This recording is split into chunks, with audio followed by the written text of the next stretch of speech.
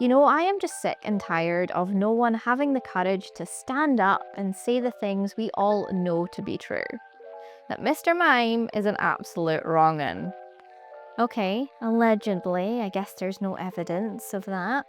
But something we do know for certain, he's been putting it to Ash's mum since the 90s. So let's make that.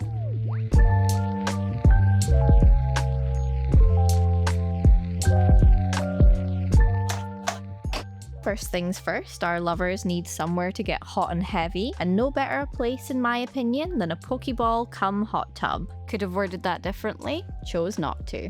I'll start my Pokéball with these two domes from a kid's toy that I'll carve into the right shape with my Dremel. It's been a long running joke between Pokemon fans that Mr. Mimes have a bit of a look of, well, first to search their name to see how many times it shows up in the files, if you know what I mean. But an even wider held theory is that of Mr. Mime and Ash's mum's carnal relationship. As kids watching the anime, we all got clear vibes that Delia Ketchum was getting her boots knocked by Mime. It was less subtext and more text. As for the hot tub, we know they like to relax by the pool, so it seems pretty plausible to me. I used some thin styrene sheet to cut out the inner rim of the Pokeball by measuring out the right size and using the same vitamin lid I used to measure the initial semicircles I'd cut from the domes. When cutting styrene, I find you really have to use a nice, fresh, sharp blade, or else you'll just feel like you're trying to slice a strawberry blancmange with a rusty grater, so I popped in a new one. To attach it, I used some Tamiya Extra Thin to give it a little hold whilst I got it in place, and then some CA glue for extra strength. I intend on covering the inside of the dome since they have the factory embossed trademark information on them, so I'm not worried about being neat here.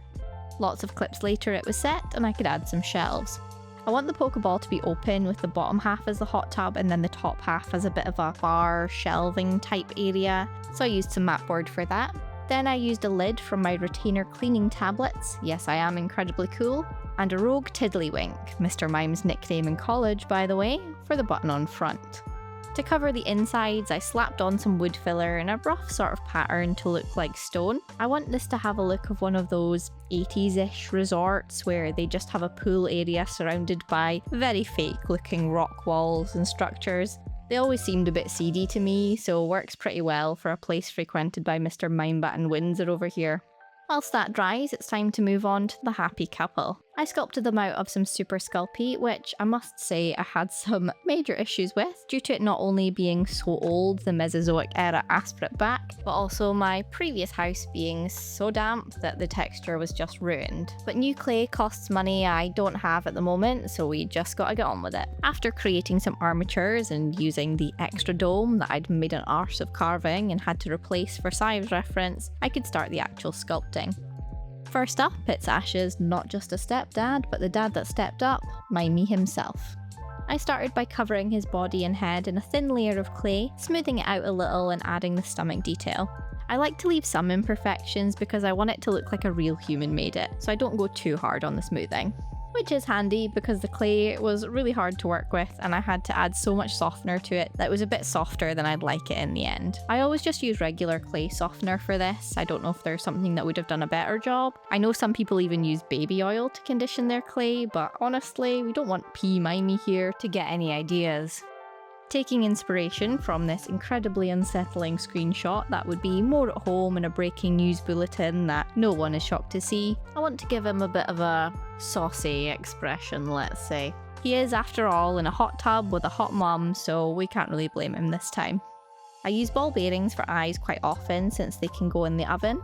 Then I added his cheeks with a circle cutter to get them even before blending the edges. I carved out a smile that says, "You're very mature for your age," and then marked out some eyebrows which I somehow didn't record myself sticking on, but I did try to give a slightly raised people's eyebrow to match. Before popping him in the oven, I went in with a coat of clay softener to get rid of any fingerprints, something I'm sure Mime has plenty of experience with. I should say, please don't sue me Nintendo for defamation of character of Mr. Mime. I'm just joking, I love him really, and here in Scotland, if you love someone, you must viciously berate them and call them unspeakable things for discretions as simple as keeping your chocolate in the fridge. It's just the way it is. I added some balls of clay to his extremities, giving him shoulder pads bigger than your mum's at a Wham concert in the 80s. The armature wire is already the right thickness for his limbs, and not covering it means it'll be much easier to adjust to fit in the hot tub later. I added his knee pads, since I guess he needs those, and made his iconic curly feet. Since the bottom half of the bodies won't be very visible under the water, I'm trying to be efficient and not overly detailed on these parts. Then, with a bit of bacon bond, I added on his, ears, hair, horns, whatever they are. I had to adjust them to get them sitting just right, and then blended them in. Next, it was time to give Mr. Handsy his hands. So I need you guys to let me know in the comments if this was a universal experience or just a weird Lex thing, but when I was a kid watching the anime, Mr. Mime's fingers, and let me finish that sentence before you start commenting, his fingers used to give me like major trypophobia. Obviously I didn't know that's what it was called at the time, but because the circles on his fingertips are the same colour as parts of his body, when he moved them across, it looked like holes, and it really creeped me out. And this is just reminding me of that. I mean, is it just me? Am I mental? Yes, but in this particular circumstance, probably still yes. I started by cutting out some circles and sandwiching them around some spare armature wire because I wanted to bake them separately from the body first to make sure they held their shape. Then I cut down some little worms of clay to finger length, which I may have made slightly longer than they usually are to add to the creep factor. Next, I added some more of those ball bearings to the fingertips. Although sometimes they look like flat circles, in later iterations they're definitely more raised ball-esque, which I think looks better. I blended those on for an initial bake before adding them to the model for his final roasting. Although not in terms of this video, because I'm sorry Mimey, but there will be more. Finally, it was time to make the original mother I'd like to wrap up at night, Delia Ketchum. I started with a layer of clay again, and since she is in a hot tub and will be in a bikini, well, I'd like to take this time to publicly apologise again, Nintendo. Please just exit your browser at this point, because it ain't getting any better. While her body baked, I started on the head. I tried to copy the cartoony style and gave her big oval anime eyes, a tiny nose, expressive eyebrows, pointy chin, and a little line of a smile. I stuck that on the now baked torso, and yep, let's get that sorted out next, because our special effects budget definitely won't stretch to any more blooding. I cut out the shape of a bikini from a thin sheet of clay and got her covered up before adding some more details. Now, you might be wondering at this point why she is quite significantly shorter than she should be, but basically she had to get squished down in order to actually be able to fit in the hot tub. But if you think about it, when you look at things underwater with the light refraction, they look different sizes anyway, so it's just realism, eh? My worries about fit issues are why she also has armature-only arms and legs, despite them making her look a wee bit on the skinny side compared to the scale of Mimey. But hey, it's 2026, maybe she's been on the Ozempic and he's been on the looks maxing. But seriously, as I always bang on about, scale is only a suggestion, and I'd rather do what I think looks good and is fun rather than try to make exact copies. That doesn't really interest me. Another layer of clay softener, and we'll save our progress with another bake before moving on to the hair. I went through a few options in my mind on how to do the hair. In the anime, it's usually drawn as one big block for the most part, but I felt like it needed something a bit extra in the sculpt or it might look a bit silly. Which obviously we can't have in such a serious piece of art. So I did do her ponytail as a block and then engraved in some texture with my small silicone tool as a bit of a middle ground. Then I used some individual little snakes to do her very voluminous fringe, and we can't forget that one hair at the top, which I used a piece of wire for before sending her back for a final bake. While those two meet the fiery depths of my air fryer, it's time to work on the base. I painted a wooden block black to begin with, and then covered it in coffee stirring sticks to make some nice decking for our hot tub to sit on. I trimmed off the excess whilst trying not to fling them across the room like a drunk badger trying out the new zero gravity bowling alley. Spoilers, I did not succeed. For a bit of colour, I used my homemade brown wood wash, and then to give it a nice finish, grabbed some matte Mod Podge. But like a performative male reading poetry in the park, that's not really what's on the inside. It's actually gloss, which I think is more appropriate for resort decking. If you've seen any of my videos before, you might be aware that this Mod Podge is so old it stinks like a salmons only sauna / weightlifting room. Oh, Jesus Christ. So let's get this over quickly. Off camera, I primed and spray painted the Pokéball ready to attach the base. For stability, I decided to screw it down, so I started with the bottom half and then covered the screw with a bit more wood filler. Before attaching the top, I went in with some black paint around the rim by hand. It was much easier than trying to mask it off to do with the rattle can, and I made sure to get the bottom part too. With that painted, I was actually pretty happy with the little Pokéball I'd made, and honestly, I could have stopped there if I wasn't the unbalanced individual that I am. I base coated the rock in black and then gave it a dry brush of grey, taking care not to make it too light as I want the characters to stand out. I cut a piece of wooden dowel to screw onto the top half of the Pokéball, which was around the time I realised I should have done all this before I added that shelf on, as now the only bit I could screw through was the thin styrene, which as expected split faster than your parents' marriage after your dad spent the family savings on doomsday prep supplies from TikTok shop. Not to worry though, I knew the top half would be heavy, so I'd always planned on bulking up the supports to look like more seedy resort rock faces. So I used lots of hot glue, hopes and prayers before another heaping glob of wood filler. After painting that up like the inside rocks, our Pokéball jacuzzi was ready to go. And I guess now is as good a time as any to say thank you for watching the video so far. Of course, please keep watching till the end if you're enjoying yourself. But if you are having a good time, please consider subscribing to the channel, checking out my Patreon in the description, liking, commenting, all the usual stuff. It just means it can help me make more weird, unhinged videos just like this. Now it's time to get some colour on our copulating couple. Oh, and don't worry about the crack in his hand that happened in the oven. I'll fix that in a bit. I started with a light skin tone as a base. I wanted to keep the paint job fairly accurate to the character design, and since the anime is fairly flatly coloured without too much heavy shading, I tried to do the same. I mixed up the reddish pinkish colour next, which I think I got pretty close. Obviously over the years the colours have varied a bit, so I just went with what I liked the look of really, and slapped that on all of his, balls, which usually if they're this red means you need to make a doctor's appointment. And of course not forgetting those Bulbasaurus little fingers. I have pretty shaky hands even when I'm not bending like a Betty Spaghetti to film what I'm doing, so I knew I'd have to go in and clean these up a bit later. I just needed them coloured in for now. The eyebrows were only ever shown as a little line with no colour that I can see, so I chose to do them red and then changed my mind and painted them blue off camera.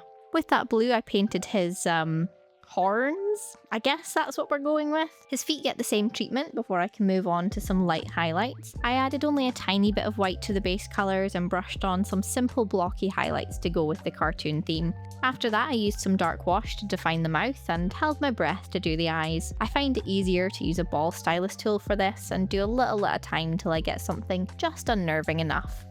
Moving on to something less horrifying, I got Delia started with the same light skin tone base before painting on her brown hair. Sometimes they have it more red, sometimes more brown.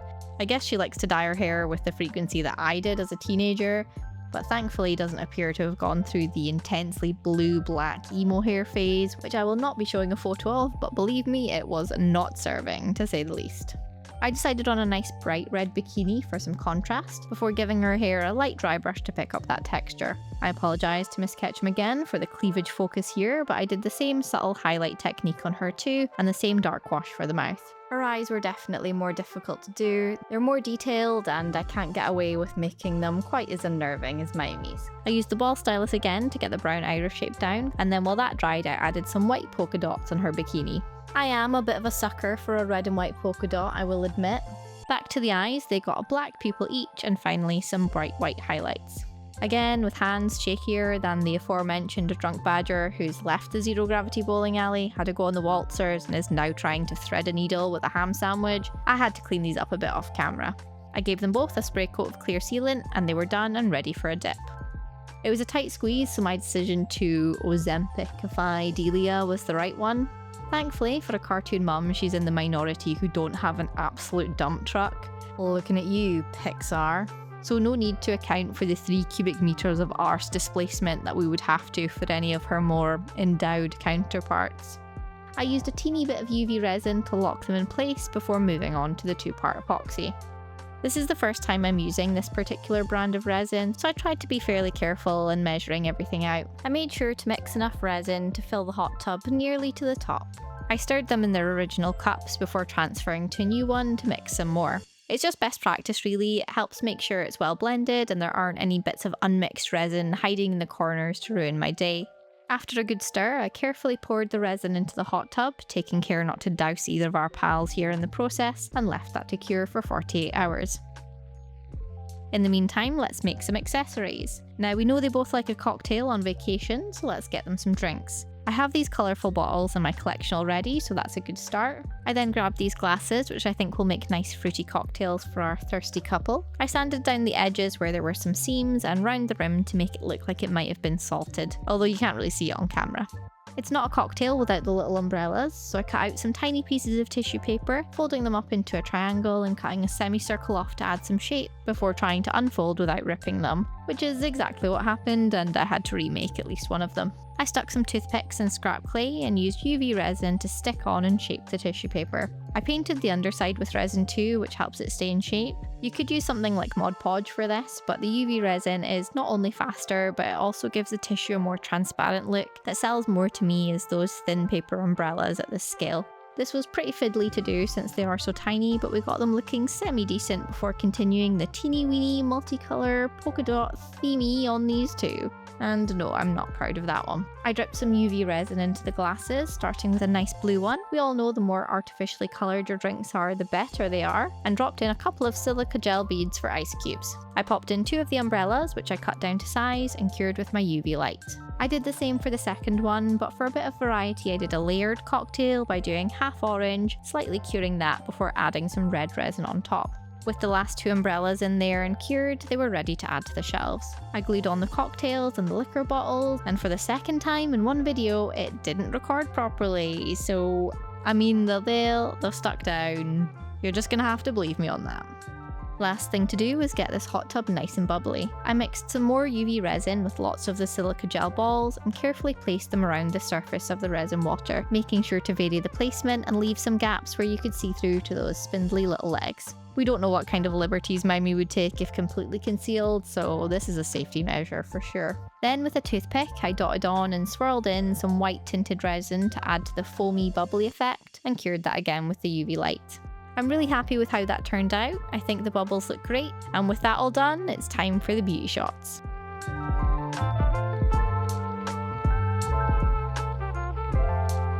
Thank you so much for watching this video. I really appreciate it. I haven't been able to make videos for a bit due to lots of life things that have been happening, but that's all sorted now and I will be making much more regular videos. So if you enjoyed this, please consider subscribing. Thank you to all my Patreons as well. I'll leave the link below if you want a wee swatch at that too. And that's it for me till next time, so I'll catch you after.